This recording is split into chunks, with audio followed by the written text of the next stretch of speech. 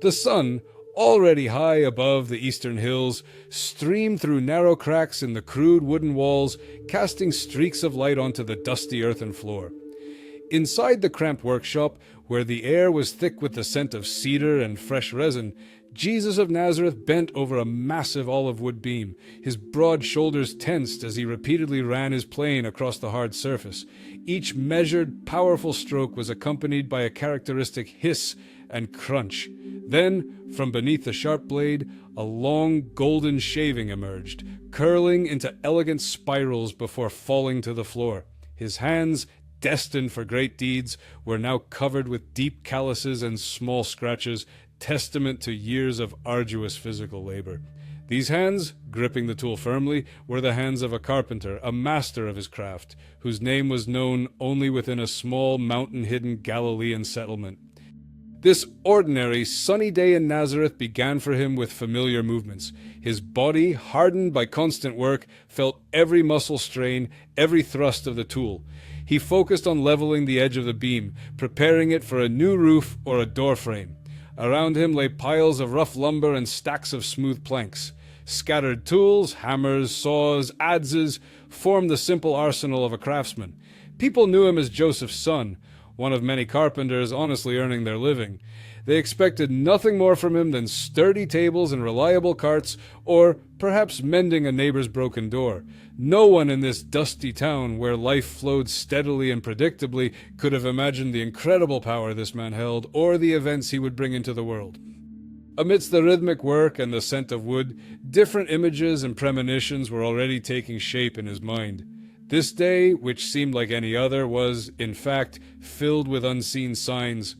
We will follow him through this day, from the first rays of sun until the quiet of night, to witness how the carpenter from Nazareth spends his hours, how a momentous era emerges through his everyday experience, and how, beyond the legends and glory, the fate of a man destined to change the world is forged.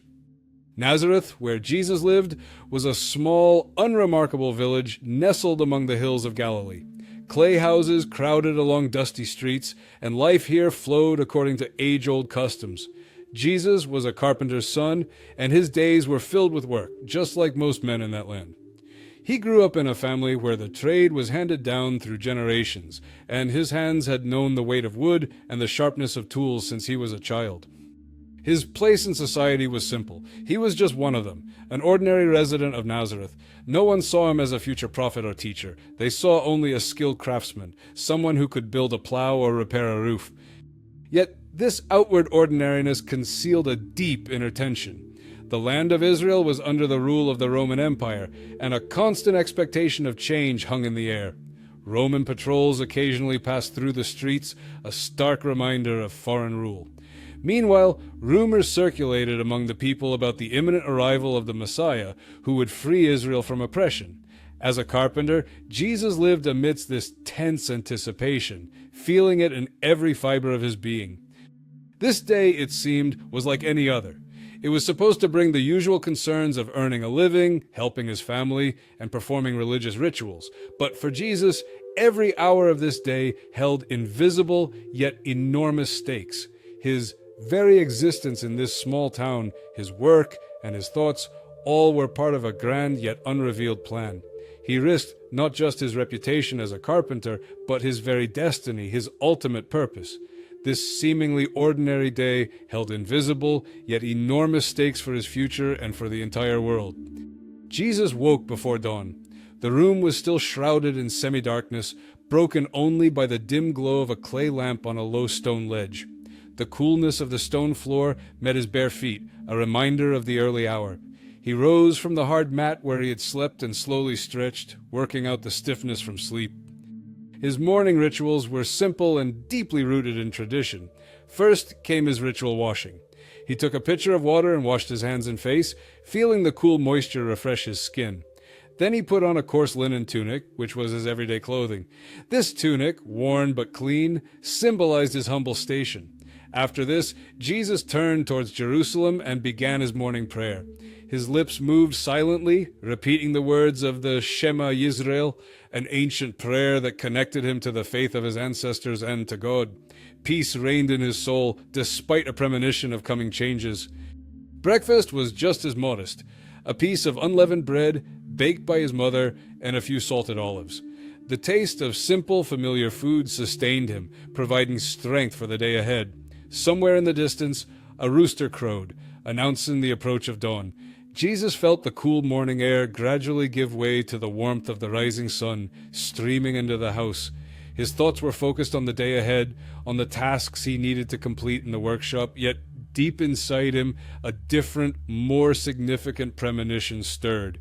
Every morning brings with it not only a new day, but also a new premonition. Jesus had barely begun working on the beam when a local man named Zachariah entered the workshop. His face showed deep concern, and his voice was urgent. He spoke of a broken cart, which was their only means of transporting their harvest to the market. The cart's wheel had split, and without an urgent repair, his family could lose their income. Zachariah pleaded with Jesus for help, stressing that their livelihood depended on it. This unexpected visit disrupted the carpenter's usual daily rhythm. Jesus immediately understood that the order was urgent and required his full attention. The broken wheel, lying by the entrance, looked as though it hadn't been repaired in a long time, and now it had failed its owner at the worst possible moment. The smell of old, rain-soaked wood came from the broken pieces. Jesus, feeling the weight of responsibility, mentally rearranged his plans.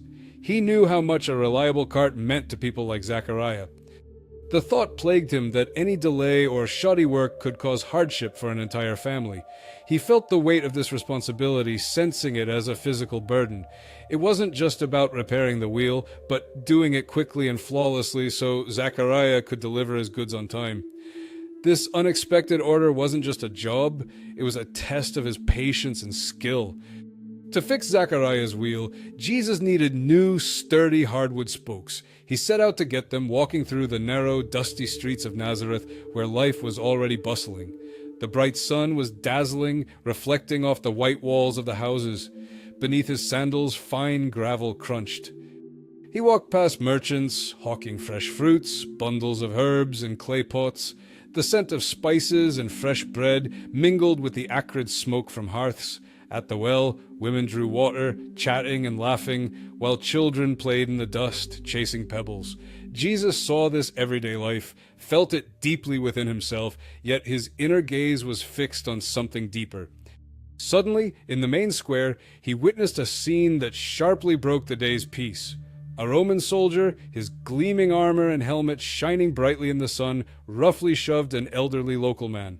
The man stumbled, scattering his basket of vegetables. The soldier, looking down at the fallen man with contempt, shouted something in Latin. A cry of pain and humiliation escaped the old man's chest as the soldier kicked him. Jesus felt his insides clench with indignation and pain. A bitter taste rose in his soul like dust from the sandals had gotten into his mouth. He couldn't just walk past this injustice. The sight pierced him, leaving a bitter aftertaste in his soul and intensifying his inner tension.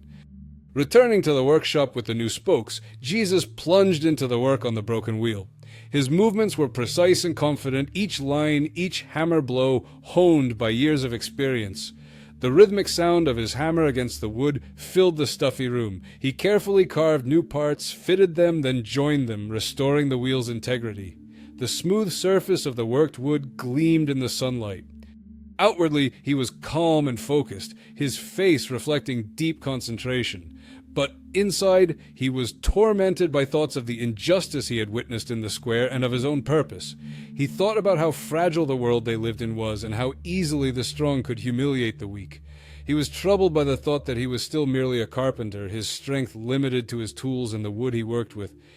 Suddenly, as he bent down to precisely fit a piece, a sharp pain shot through his back. It wasn't just fatigue.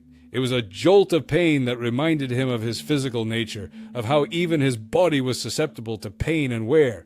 He froze for a moment, taking a deep breath, then continued his work, trying to ignore the discomfort. Each hammer blow resonated not just in the wood, but also in his soul, reminding him of the unresolved questions. In the midst of his work, as Jesus was nearly finished with the wheel, his old acquaintance, the elder Elisha, entered the workshop. Elisha was known for always having the latest news. A sudden shadow falling across the doorway made Jesus look up. Elisha was pale, his eyes burned with anxiety, and his voice was hushed, almost a whisper. He spoke of a new Roman decree that demanded even higher taxes and called for young men to labor on new road construction in Sepphoris. Then he mentioned a prophet John, who had appeared in the desert beyond the Jordan. John's words were stirring the people, calling for repentance and speaking of the imminent coming of the kingdom of God. This news from Elisha made Jesus stop working. A chill ran down his spine, despite the heat in the workshop. The taste of dust on his lips grew even more pronounced. The focused rhythm of his work was shattered. Jesus understood this Roman decree would only intensify the oppression, and John's words, while offering hope, could easily lead to unrest and even harsher oppression. He saw the change in Elisha's eyes, reflecting both fear and a vague hope. This news stole his peace, his accustomed quiet in his work. The meal he was about to eat remained untouched. His thoughts raced between everyday worries and the events to come. This unexpected message confronts him with a choice that feels both political and profoundly personal. After the troubling news from Elisha, Jesus felt an urgent need for solitude. He went up to the flat clay roof of his home, where a cool evening breeze caressed his face, bringing relief after the stuffy workshop. The red sun was already sinking below the horizon, coloring the sky in fiery hues. The rough surface of the clay roof was still warm from the day's heat. He stood alone, listening to the distant voices drifting up from the village, and pondered his mission. He was tormented by the fear of the unknown, by the possibility that his path could bring shame upon his family and all of Nazareth. He thought about John's words, about the coming kingdom, and about the injustice he witnessed. What was most important to him? A quiet life as a carpenter in the shadow of his home, or the calling he felt deep within himself? He understood that this choice would not be easy. He weighed his own desires against the Father's will, the future of the people of Israel, and the hopes of those who longed for change. In that moment, he made a firm decision to embrace his destiny no matter the challenges. He knew the price he would have to pay, giving up his familiar life and facing potential persecution and suffering. But the sense of determination that had emerged within him was stronger than his fear. In that moment, he makes the decision that will define his future path, fully aware of the price he will have to pay. As the sun nearly dipped below the horizon, Jesus finished repairing the wheel. He handed it to Zechariah, who thanked him with a sigh of relief, his face now showing hope. Jesus felt the physical exhaustion after a day of labor and inner turmoil. His hands ached, and his back throbbed from the prolonged strain. He returned home to a simple evening meal with his family. The flickering light of an oil lamp cast a warm glow on the clay walls, creating a cozy atmosphere. The scent of smoke from the hearth mingled with the aroma of their humble dinner. He sat next to his mother, who watched him intently, as if trying to understand the turmoil within him. Worry was etched in her gaze. She likely noticed his detachment and the deep thoughtfulness that set him apart that evening. His long-held identity as a carpenter was beginning to crack. Physical exhaustion was evident, yet a new, steadfast determination shone in his eyes, impossible to miss. He felt that his old life in Nazareth would never be the same. This evening brought not only weariness, but also a premonition that his life, as he knew it, was about to change forever. Night fell on Nazareth, bringing with it complete darkness, only occasionally broken by the distant barking of dogs. Jesus lay on his mat, but sleep wouldn't come. His body was exhausted, but his mind kept working, re-evaluating the day. He understood that this day, a day filled with the ordinary labor of a carpenter, an encounter with injustice, and profound inner reflection, had become a crucial step toward his great mission. The decisions he made today to follow his purpose, despite fear and shame, connected him to future events that would change the world. He knew his path would be arduous, but now he was ready. The cool night air seeped through the open window, and the rough blanket on his body offered little warmth. Jesus looked up at the night sky, at a distant star that seemed particularly bright. This star, twinkling in the endless darkness, symbolized his connection to something far greater than mere earthly life. He felt that this ordinary day in Nazareth, filled with labor and contemplation, had become a quiet prelude to great events that would forever change the world.